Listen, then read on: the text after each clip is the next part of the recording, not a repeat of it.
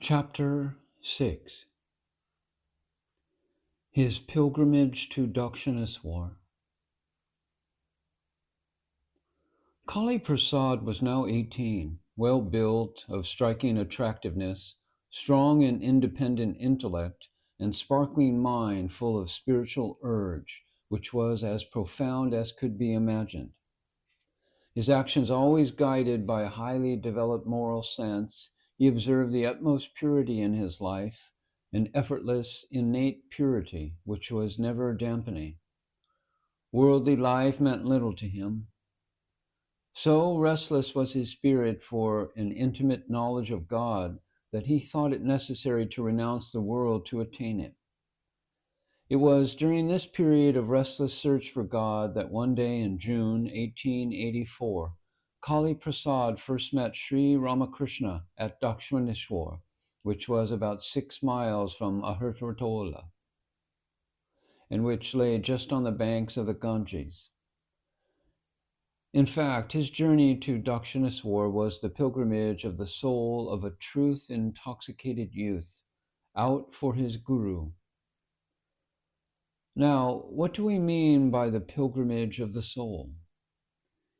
He that loseth his life for the sake shall find it. This precept of renunciation as the only way to perfection, to true religion, found in Kali Prasad its most ardent follower. Nothing was sweeter to him now than to learn the yoga science, which seemed to him to be the gateway to the golden temple of religion. A strong love of truth prompted him to make his journey to one who was the master of yoga science. Swami Abhedananda himself has recorded the story of his first meeting with his master in the following words. One Sunday morning, I reached the temple garden at Dakshineswar, where I met the great yogi, Sri Ramakrishna Paramahansa, and asked him whether he could teach me the practical methods of yoga philosophy. He replied, yes. And after reading of my past life, he said, you were a great yogi in your past incarnation. Come, my boy, I will teach you how to practice yoga. Then he initiated me and gave me instruction in concentration and meditation. He touched my chest and aroused my Kula Kundalini, the serpent power or the coiling energy at the base of my spinal column, and I went into samadhi, the state of superconsciousness. What the Swami has described in few lines needs elaboration without the listeners will not be able to follow the course of his quest for the soul, which was in the stage of half gleams of awakening at that period of his life. The story has been told fully and in a very convincing manner in his autobiography. On that Sunday morning, Kali Prasad left his home without telling anybody, though earlier he had expressed his desire to his mother to visit Rasmani Kali's temple at Dakshineswar and had also asked her about the direction. Practically, the aspirant knew no direction and he had no idea about the way to Dakshineswar. Possibly his classmate Jajaneswar might be of some help to him, thought Kali Prasad. But as misfortune would have it, he did not know his whereabouts. The boy was, however, undaunted. Address or no address, he must start for the pilgrimage to which he felt an irresistible urge within himself. He could not brook any further delay. This is what exactly happens in the life of a true seeker of spiritual knowledge. So Kali Prasad set out alone on the foot of that Sunday morning to the abode of his future master. He was, we can imagine, in a restless mood and was determined to find out the way to Dakshineswar all by himself. If he was in a restless mood, he was nonetheless in a disappointing mood when he began the fateful journey, unnoticed by anybody of his house. There were passers-by on the road whom he asked about the exact direction to the Kali temple of Rasmani. Crossing the Bagbazar bridge, he took the Barakpur trunk road and went a wrong way. The boy did not know that the temple garden of Dakshinaswar lay so far from Calcutta. The road seemed to him so long as to be almost endless. In fact, he had left the place behind him while proceeding towards Barakpur, and when he approached a passerby, Kali Prasad came to know about the exact location, and then he made a backward journey before he reached the spot en route the village Aryadaha. At last he reached his destination. He entered by the southern gate of the temple, crossed the Panchavati, and then arrived in the vast courtyard of the temple. His mind was full of joy, only to sink in despair at the next moment, when, on an inquiry to a temple employee, he came to learn that Paramaka Mahasadeva, that is, Ramakrishna, was not in at the moment. He has gone to Calcutta, and the doors of his room remain closed by a lock. Kali Prasad cast a meaningful glance at the room. It was no ordinary room, he thought somewhat inwardly. It seemed to him to be the sacred abode of a great spiritual personage to whom he had to come and learn yoga science. Every particle around the place appeared to him to be sanctified by some divine grace. It was then noontime, and the day was getting hotter. He felt thirsty as well as hungry. Having walked a distance of 6 miles, he now felt somewhat fatigued, and when he learned that the Paramahansa was away to Calcutta, he was at a loss to decide what to do. Shall he return to Calcutta? Thirst and hunger and fatigue have completely overtaken him. Moreover, he has no money with him. He has come here without telling anybody at home, nor there is anyone here acquainted to him. He is simply a stranger. As he continued to think in this way, tears rolled down his cheeks, and Kali Prasad began to cast his glance here and there in search of somebody who might be sympathetic to him. It was just at that time that there appeared before him a young man almost of his age, with an umbrella held in one of his hands, and on accosting him, Kali Prasad came to learn that he also was there with the same intention. Soon both of them fell into conversation, and when Kali Prasad told him about the absence of Ramakrishna, he too appeared to feel somewhat disappointed. Then both of them picked up their acquaintance with each other. This young man was Sashabhusan Chakravarti, who subsequently became known as Swami Ramakrishna Ananda, one of the well-known and earliest disciples of the Master. Sashabhusan induced Kali Prasad to stay till the return of Sri Ramakrishna. But are you sure that he will return? To this question of Kali Prasad, Sashabhusan told him that he was no stranger either to the place or to the man. He knew that it was never the habit with the Paramahansa to spend his nights anywhere else except at this place. He is sure to return after dusk.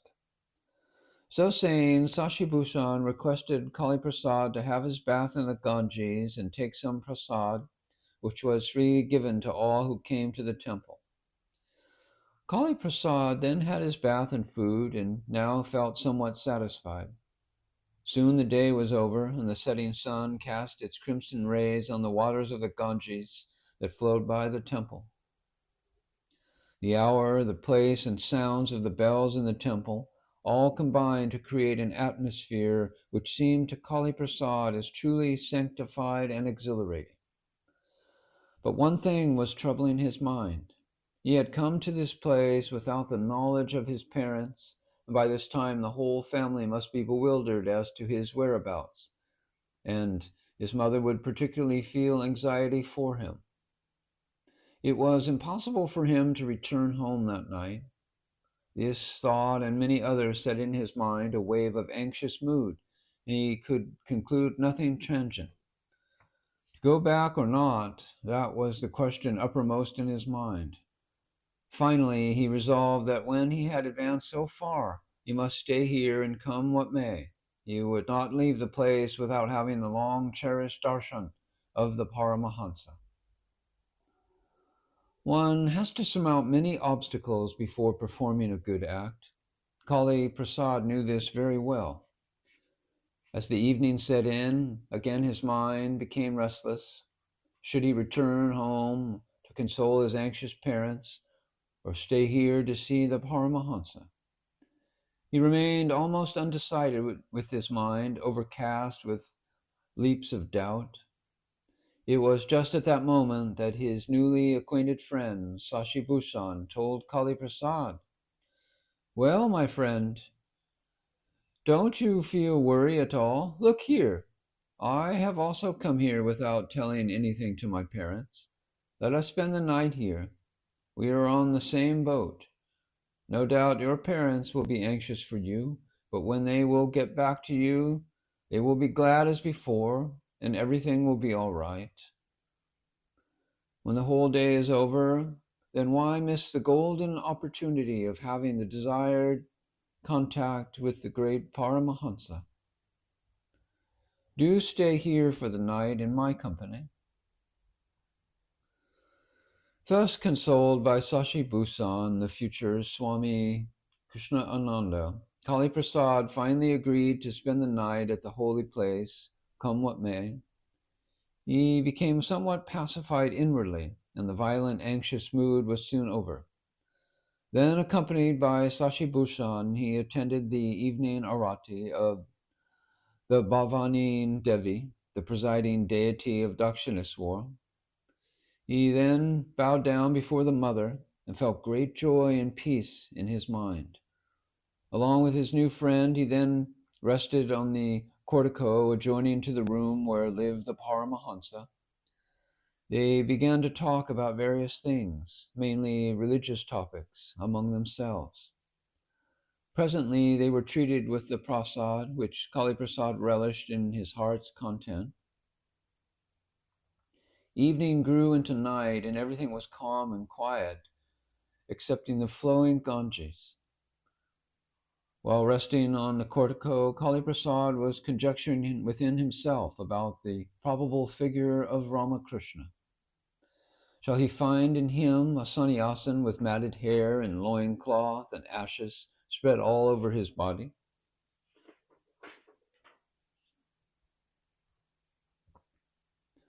Shall he be rude to him and chase him with his pair of tongues? It was just at that moment that the sounds of a hackney carriage was heard at a distance. Sashi Bhushan, who was also lying beside Kali Prasad, then told him that this sound was familiar to him, and the Paramahansa must be coming from Calcutta.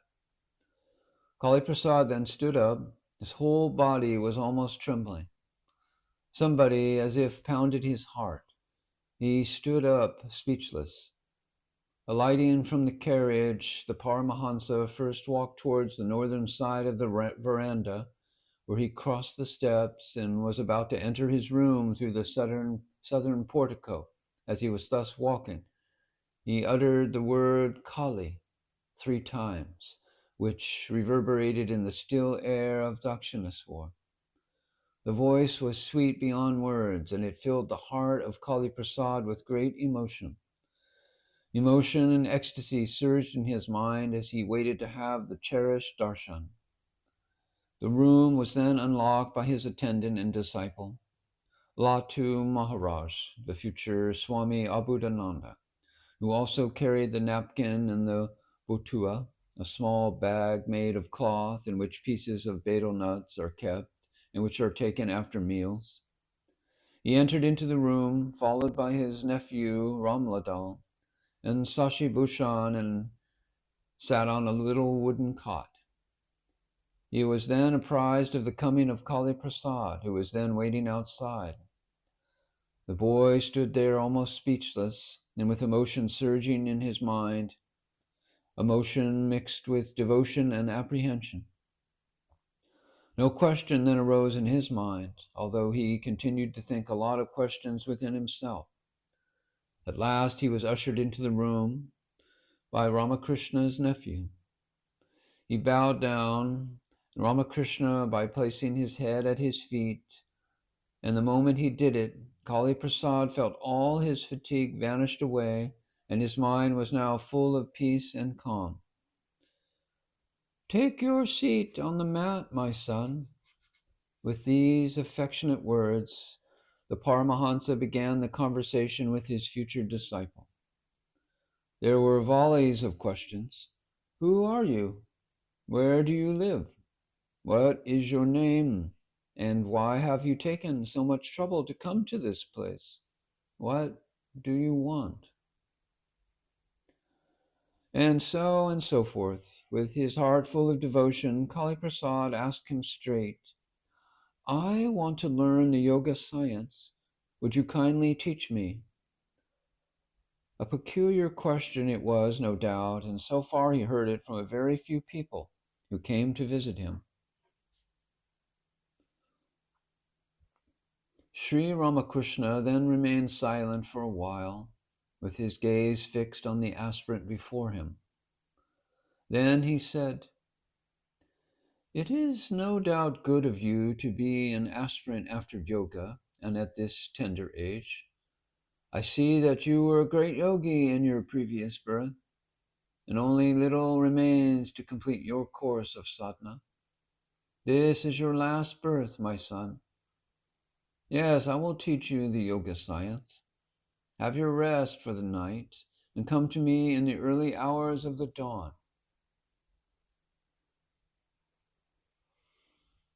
The man whom Kali Prasad saw before him was not a sannyasin in the ordinary sense of the term. There was no matted hair, no loin cloth or ochre cloth, not even ashes in his body. On the contrary, he had a simple dress, simple and ordinary, which consisted of a red-bordered white dhoti, a coat on the upper part of his body, and a pair of slippers on his legs. And yet, in this simple and unsophisticated person, Kali Prasad, as it were, found the embodiment of the absolute truth of the highest philosophy, as well as of the universal religion, which underlies all sectarian religions of the world, as he wrote years later. While Swami Vivekananda, on his first interview, had taken the Paramahansa for a madman, characterized by sincerity and renunciation, and it took days and months before he became attracted to him, it was altogether a different experience with Kali Prasad, who accepted him as his master at first sight. Not only that, he also accepted him as an embodiment of truth and light. From his very early life, as we have now seen, Abhedananda tried to catch the first principle in the vast mechanism of the universe. His soul began to cry like Ghost Faust, Where shall I grasp thee, infinite nature? Ah, where? He had been yearning to learn the open sesame of the infinite treasure cage of spirituality, and in the language of Schiller, to seek in the marvel of chance the law which pervades and controls it, and to seek the reposing pole fixed in the whirl of events. And in his own language, he later wrote, to solve the problems and enigmas that have been perplexing the human intellect from time immemorial. This is well illustrated by his quaint question to his master. I want to learn the yoga science. Would you kindly teach me?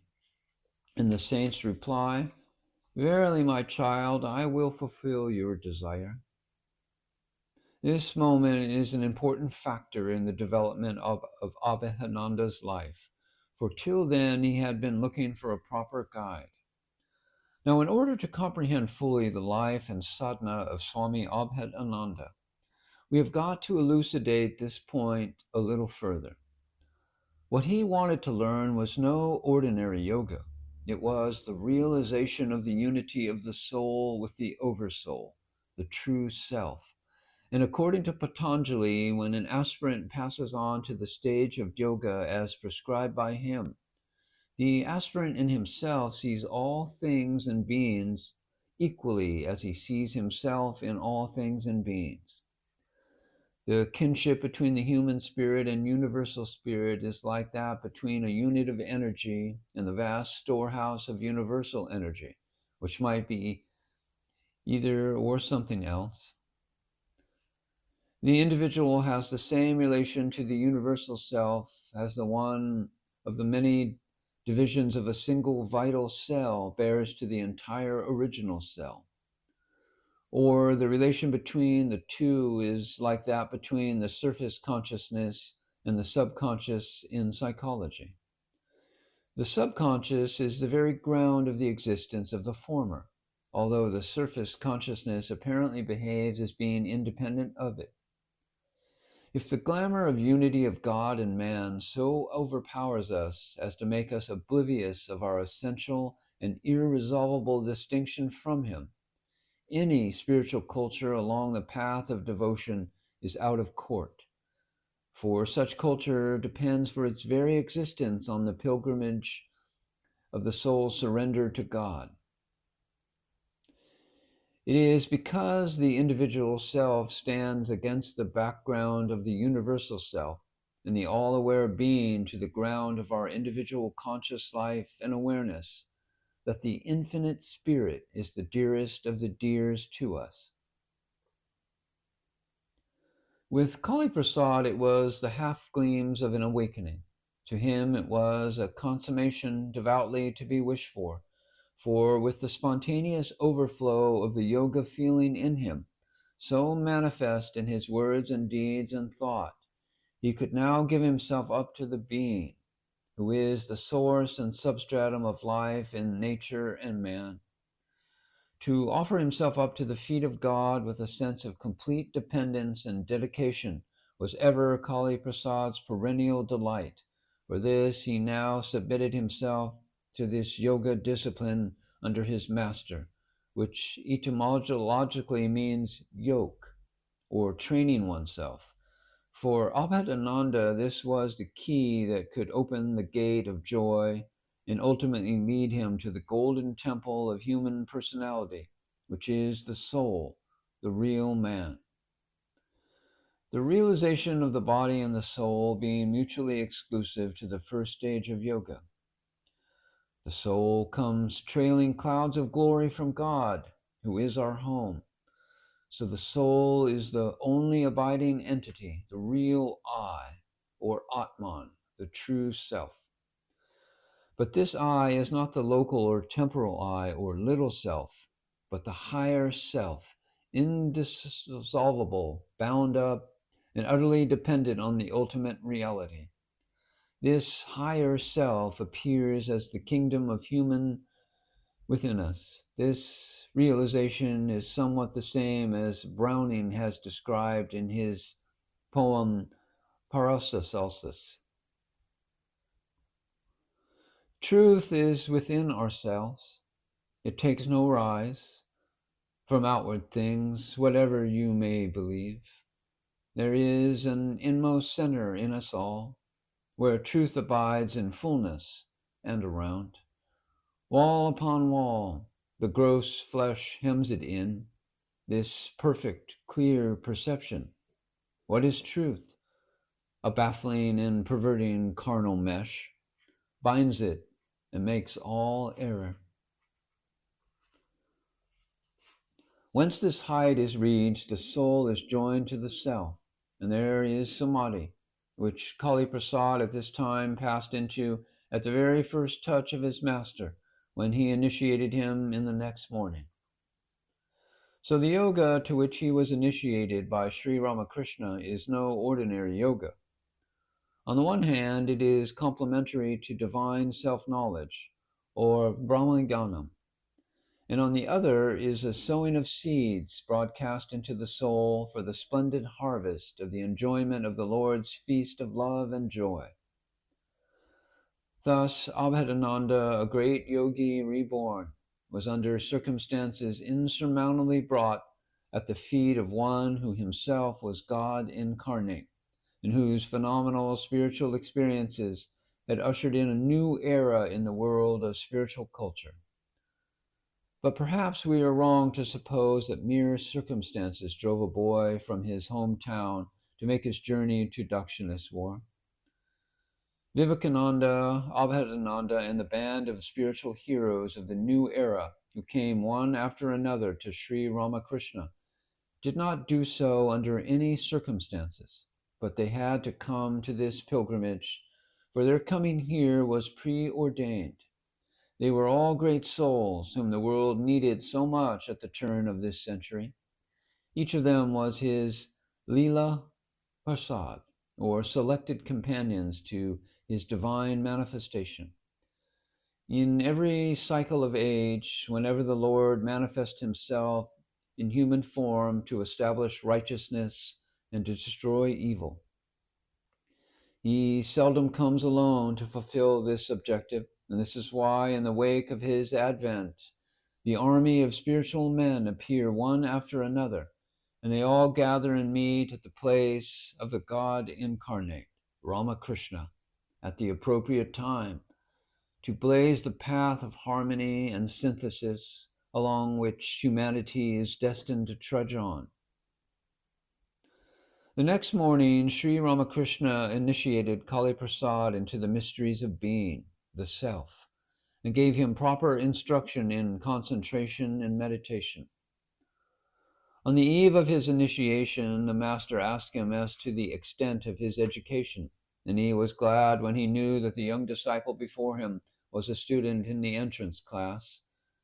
And when further asked about his knowledge in Sanskrit, Kali Prasad told him that he had read the Raghuvamsa, the Shiva Samhita, the Gita, and some of the philosophy of Patanjali.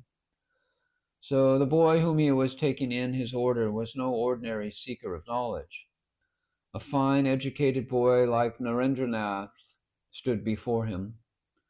That is the future Vivekananda. This must have pleased him, for of all persons, Ramakrishna had a special fascination for those who were mentally alert and who had sparks of education in them. Fools he never could stand, although his love made no such demarcation as the learned and the person without knowledge. Abhedananda himself has given a vivid description of this important incident in his life, and we quote the following from his autobiography. We know of the account of Swami Vivekananda's initiation, but it was altogether something different in the case of Abhedananda.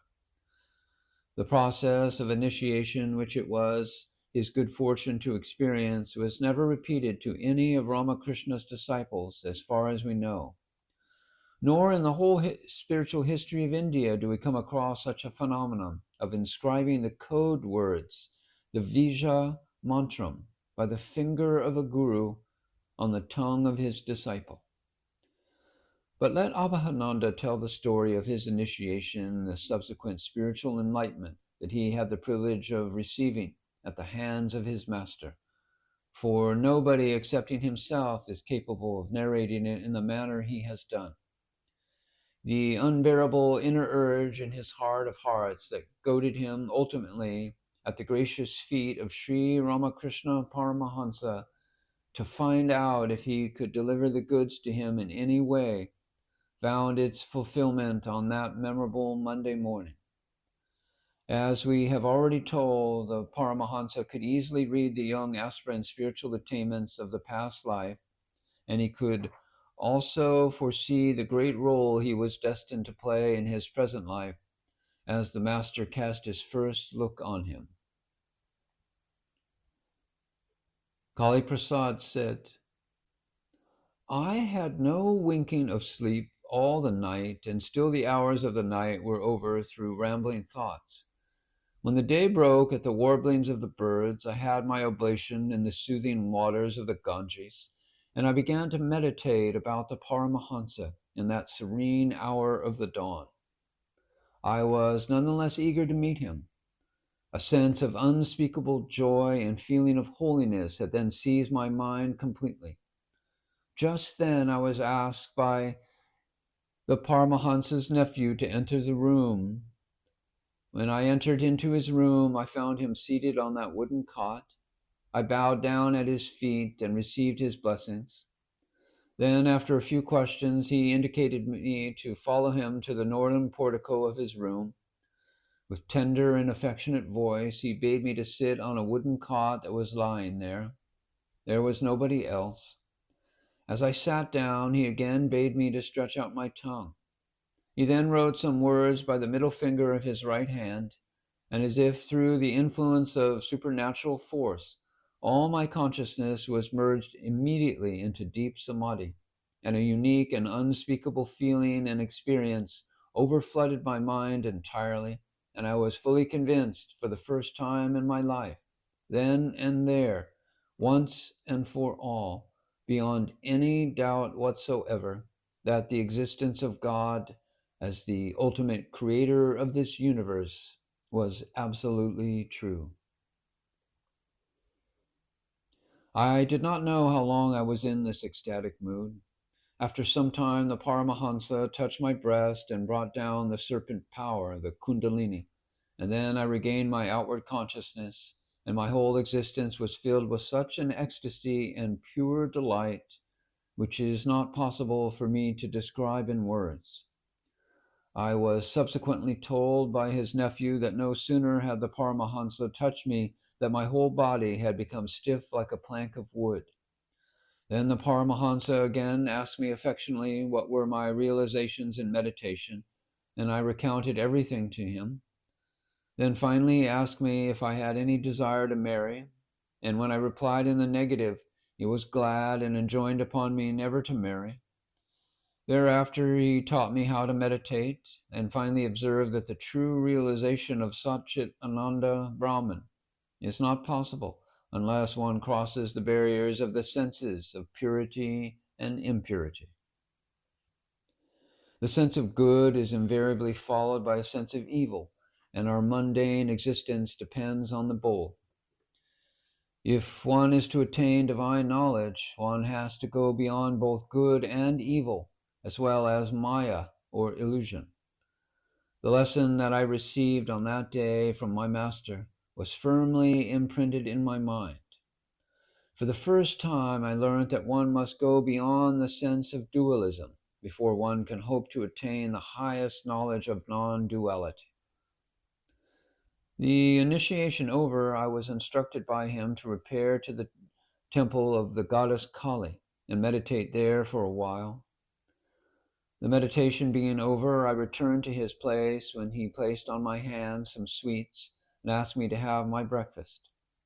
He further told me to repeat my visits to him whenever possible, and he would arrange the necessary expenses for my coming here. I returned home before noon on a hackney carriage provided by Sri Ramakrishna. My parents and the other members of my family were delighted to see me. The boy who made his journey to Dakshineswar was no longer the same when he returned home. His mind was no longer what it was before. His entire mental world has now undergone a luminous transmutation. A pure soul, as Kali Prasad was, he now returned home all the more pure. All that was dross in his life was converted into gold. In fact, the master had revolutionized the mind of the spiritual aspirant. If Kali Prasad had the dim, smoldering fire of spirituality in him, it was now set ablaze by a few puffs from the saint of Dakshineswar. The spiritual fire that was burning in him seemed to consume all the limitations and differentiations in his mind, and like heat tended to expand his soul into infinity. For the energy of his fire was as infinite as that of his great spiritual brother, Swami Vivekananda.